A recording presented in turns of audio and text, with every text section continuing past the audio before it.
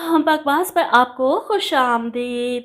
दाव ड्रामे की अगली किस्त में आप देखेंगे निशा साद के रवैये के बाद काफ़ी परेशान है।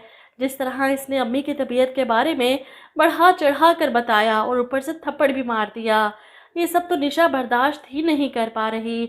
वहीं आबदा बेगम परेशान हो चुकी हैं कि वो निशा को कैसे समझाएं और साद को कैसे रोकें। आज इसने हाथ उठाया है, कल कुछ भी कर सकता है। वो निशा को इसके कमरे में नहीं जाने देती बल्कि अपने साथ अपने कमरे में ले आती है। अब निशा वॉशरूम जाती है, चेहरे पर थप्पड़ का निशान देखती है, रोती है, वुज़ू करती है और अपनी अम्मी के लिए दुआ करती है नमाज पढ़कर। 2-3 दिन तो ऐसे ही गुजर जाते हैं। इसे अपनी माँ की खैरियत मालूम करनी है लेकिन वो बेबस है और साथ का रवैया तो बद से बदतर होता जा रहा है। सारी रात दोस्तों के साथ आवारागर्दी करके सुबह वापस आता है तो निशा को अपने बेड पर यूं बेसुध सोए देखकर गुस्से से इसे खींच कर बेड से उतारता है और फिर कमरे से बाहर धक्का देकर लॉक करके खुद सो जाता है। अब निशा इसकी ये हरकत देखकर और भी ज़्यादा रोती है। आबदा बेगम अपने बेटे की हरकतों पर पर्दे डाल रही हैं लेकिन कब तक। बीवी के सामने तो सब कुछ आ चुका है कि साथ किस कदर घटिया नेचर का है। वो किसी और के साथ तो अपना दिल हल्का नहीं कर सकती, इसीलिए अपने तोते के सामने बैठी रो रही है। अम्मी की तबीयत बहुत ख़राब है शेरू, और मेरी बेबसी तो देखो, मैं उनसे बात भी नहीं कर सकती, उनके पास भी नहीं जा सकती, इनको बता भी नहीं सकती यहाँ मेरे साथ क्या हो रहा है। वहीं दूसरी तरफ आबदा बेगम तो निशा को समझा समझा कर थक चुकी हैं। वो नहीं चाहती कि निशा अपने भाई को साथ के बारे में कुछ भी बताए।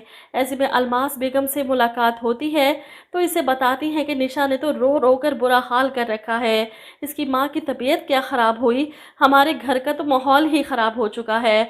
ऊपर से साथ का गुस्सा, जिस पर अलमास बेहिसी से कहती है इसकी माँ को क्या हुआ है कि वो इतना शोर कर रही है। जिस पर आबदा बेगम बताती हैं कि हार्ट अटैक हुआ है अलमास उसे, और ये सुनकर तो अलमास बेगम खुश हो जाती हैं।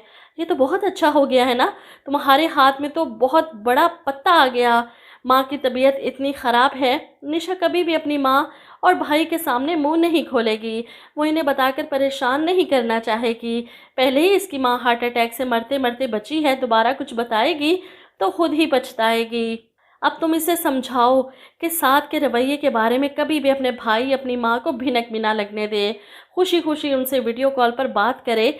इतने अरसे में तुम साथ को समझाने की कोशिश करो, आखिर को तुम्हारा बेटा है, तुम्हारी बात क्यों नहीं मानता।